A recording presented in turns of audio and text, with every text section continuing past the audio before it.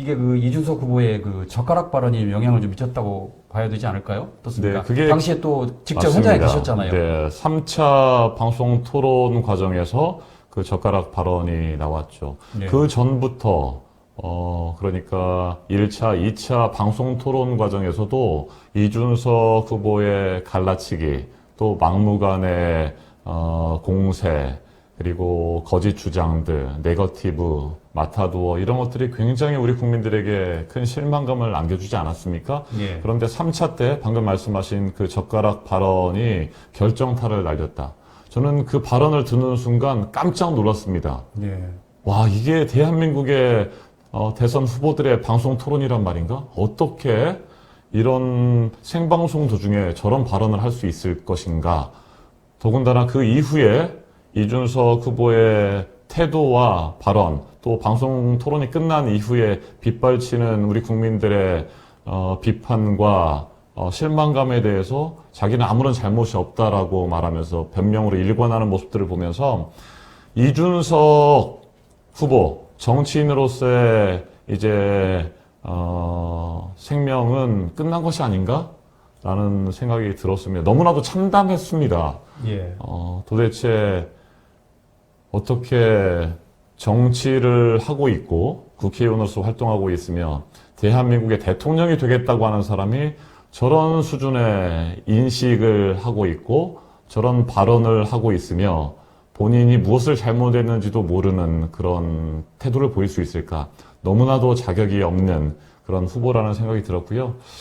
어찌 또 다른 측면에서 보면 그런 모든 것들을 알면서도 표를 한쪽으로 얻기 위해서 오히려 갈등을 유발하고 예. 갈라치기를 끊임없이 해온 그런 장본인 아닙니까? 그래서 이번에도 본인이 일정 수준의 어떤 득표율을 올리기 위해서 그러니까 대통령이 되는 것은 어렵다고 스스로 판단할 것이고 그렇지만 앞으로의 자신의 정치 인생에 있어서 최소 10% 이상이나 15% 이상의 득표율을 기록하기 위해서 한쪽은 완전히 포기하고 다른 쪽의 표를 얻기 위해서 그런 무리한 갈라치기와 혐오성 발언을 이어가는 것이 아니었나라는 생각이 듭니다. 정말 자격이 없는 그런 발언이고요. 그런 정치인은 두 번 다시 보고 싶지 않다라는 생각이 들었습니다. 이번에 그래서 이제 저는 줄곧 3차 토론이 끝난 뒤에 이준석 후보는 자진 사퇴하는 것은 너무나도 당연하고 정치권에서 퇴출돼야 된다라는 그런 주장을 계속 해왔는데 저뿐만 아니라 많은 국민들께서 그렇게 생각하고 있습니다. 나이가 중요한 것이 아니라 어떤 생각을 가지고 있고 본인이 왜 정치를 하고 있는지에 대해서 전혀 생각이 정리가 안 돼 있다라는 것들이 듭니다. 최소한의 우리 국민들이 본인이 그런 발언을 했을 때 어떻게 받아들일지에 대한 공감 능력이라든지 감수성이라든지 아니면 상대 후보에 대한 감정이나 느낌들 또 우리 국민들이 느낄 그런 생각이나 감정에 대해서는 단 일고의 주저함이라든지 고민도 없는 그런 사람이다. 저런 사람이 정치를 앞으로 계속하는 것은 큰일 나겠구나.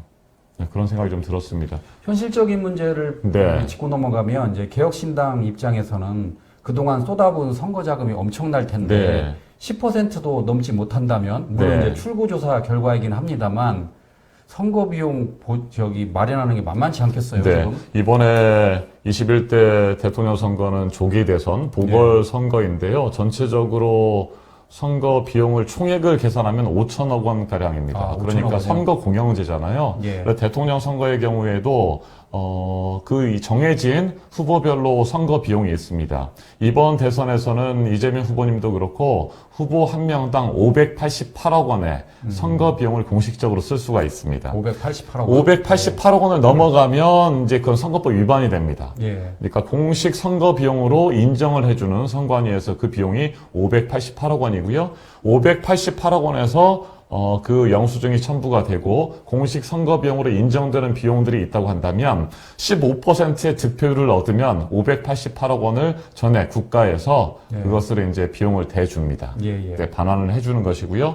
그리고 10%가 넘어가면 그 공식 선거 비용의 절반을 국가에서 보전을 해줍니다. 예. 그런데 이제 10% 미만의 득표율을 기록하면 단 한 푼도 보전을 받지 못하게 되는 못하죠. 것이죠. 예. 그래서 저희 더불어민주당이나 국민의힘 쪽에서는 아마 588억 원을 거의 다 썼을 거예요. 예. 제가 정확하게는 알 수는 없습니다만 비용이 굉장히 많이 들어가거든요. 현수막도 그렇고, 현수막도 그렇고. 그다음에 유세차라든지 또 동별로 한 명씩의 선거 운동원들을 공식적으로 쓸 수가 있거든요. 저희 광진갑의 경우에도 8개 동행이기 때문에 예. 각 동별로 한 명씩 8명의 선거 운동원이 뛰었는데 전국적으로 따져보세요. 그러면 엄청나게 많은 선거 운동원들이 계시잖아요. 그분들이 하루 동안 선거 운동을 하시면서 그 선거 운동을 하신 대가로 보전을 받는, 그 비용을 받는 것이 10만 원 이상씩이 되니까, 그런 비용만 따져도 현수막, 그 다음에 유세차, 운동원. 선거 운동원들, 인건비. 그 다음에 굉장히 또 많은 비용들이 들어가기 때문에 그런 것들 따져보면 588억 원을 거의 다 쓰게 됩니다. 그런데 다만, 개혁신당 이준석 후보는 그렇게 돈을 많이 쓰지는 않았을 않았겠죠. 겁니다. 특히 네. 초반에는 돈을 아끼려고 많이 노력을 네. 했을 것이고, 최근에 이제 뭐 선거 막판에 가서는 유세차도 돌아다니기도 하고 현수막도 더 걸고 그랬을 텐데 그러더라도 최소 뭐 수십억 원은 썼겠죠. 네, 수십억 원을 썼을 텐데 지금 출구조사 결과나 JTBC의 예측 조사 결과대로 10% 미만의 득표율을 기록하게 되면 단 한 푼도 보전을 받지 못하게 됩니다. 그래서 다만, 지난번에 제가 네.